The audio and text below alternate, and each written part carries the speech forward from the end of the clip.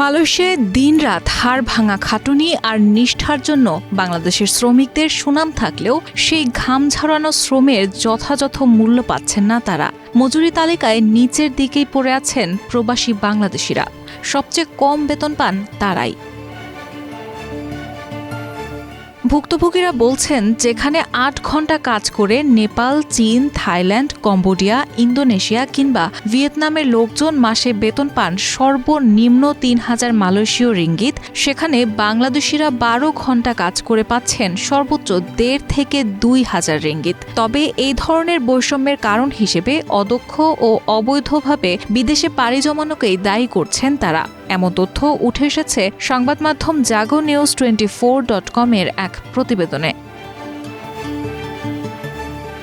সংশ্লিষ্ট সূত্রগুলোর মতে, মালয়েশিয়ায় ঠিক কতজন বাংলাদেশি প্রবাসী শ্রমিক রয়েছেন তার কোনো নির্ভরযোগ্য পরিসংখ্যান নেই। তবে ধারণা করা হয়, দক্ষিণ পূর্ব এশিয়ার এই ১৩টি রাজ্য ও ৩টি ফেডারেল অঞ্চলের দেশটিতে বৈধ ও অবৈধ মিলিয়ে প্রায় ১৫ লাখ বাংলাদেশি বসবাস করছেন। এর মধ্যে প্রায় ৫ লাখই রয়েছেন অনিয়মিত বা অবৈধভাবে।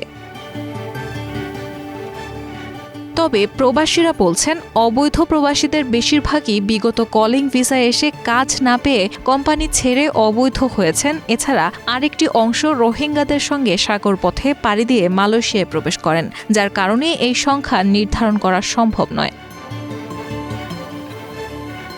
রাজধানী কুয়ালালামপুর ছাড়াও মালয়েশিয়ার বিভিন্ন পর্যটন কেন্দ্রিক এলাকায় থাকা হোটেল, মোটেল ও রেস্তোরাঁয় বিপুল সংখ্যক বাংলাদেশি শ্রমিক কাজ করছেন। তবে অধিকাংশ বাংলাদেশী কর্মরত রয়েছেন নির্মাণ শিল্পে, যা এখনও তাদের প্রধান কর্মক্ষেত্র।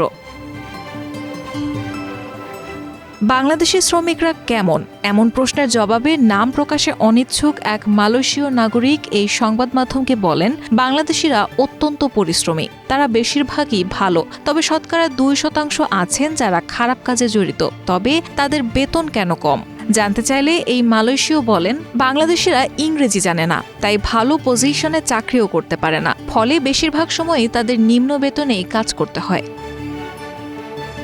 রায়হানা মুন, প্রবাস খবর।